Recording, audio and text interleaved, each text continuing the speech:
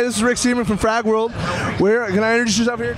Yeah, Todd Harris, Hi-Rez Studios, Chief Operating Officer. Right, and you're working on both Tribes Ascend and Smite, a new MOBA game, right? So tell me a little bit about Tribes Ascend. It's been in a development phase for a little while. It's been obviously inspired by the original Tribes. Can you tell me a little bit about those inspirations? Sure, yeah, it was last year at PAX East that we actually announced Tribes Ascend, and this year we're just about to release it actually next week. So of course, original Tribes was Star Siege Tribes back in '98, you know, really innovative FPS. I mean, first game with drivable vehicles and massive maps, and of course jetpacks and skiing. So we've tried to keep all those elements. So it's all about speed. We bill it as the world's fastest shooter because it's like a throwback to some of the old school leading aiming games like an Unreal Tournament, a Quake.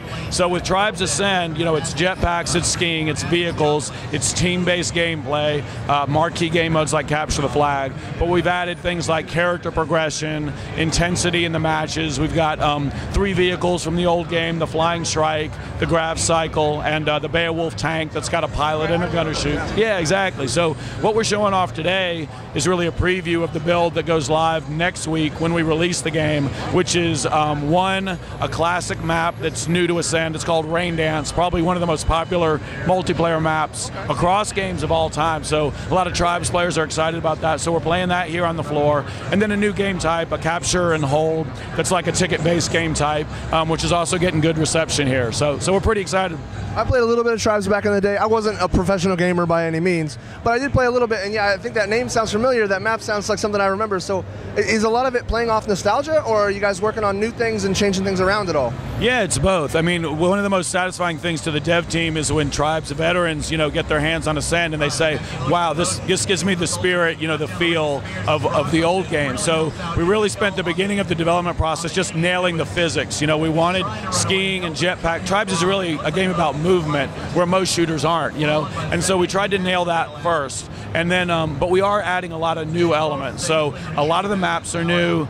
There's a lot of new weapons. So the classic old weapons from Tribes, like the mortar launcher or the spin fuser, which is the blue. Everybody loves the spin fuser, you know. Exactly. So you still have a big emphasis on the projectile-based weapons, AOE, explosive weapons, but there are other weapons in there. Like we, with the recent update, we did what we call a cloak and dagger update. So there's an infiltrator class in Ascend, and with he specializes in stealth and kind of getting behind enemy lines, taking out generators. Is that kind of a melee kind of a thing, or? He can use a melee. All the classes have melee, but he probably uses it most effectively because he can stealth.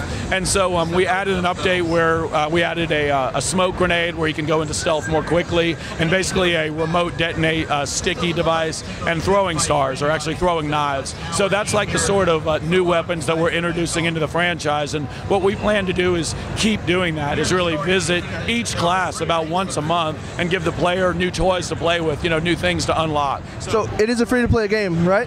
So that kind of works into your customization scheme. So I mean, how is that going to work out for you long term? Yeah, so you know, we're big fans of the free-to-play model, but it is a competitive game. I mean, it's all about multiplayer, so balance is really important to us also. So the idea is, as a player, anything that affects the game you can get just by playing the game, as far as unlocking new weapons or upgrading your weapons. But if you want to earn them a little faster, you can pay real money for that. And then as skins or customization is something that you can pay real money for. So like in the Cloak and Dagger update for this Infiltrator, we introduced 2 new cosmetic skins. You know, one's kind of ninja looking, the other one's more mercenary, and those are just customization options and another way for us to get money as a developer and keep pushing out new content. That way, things like maps can be free to the entire community versus having to sell them as DLC.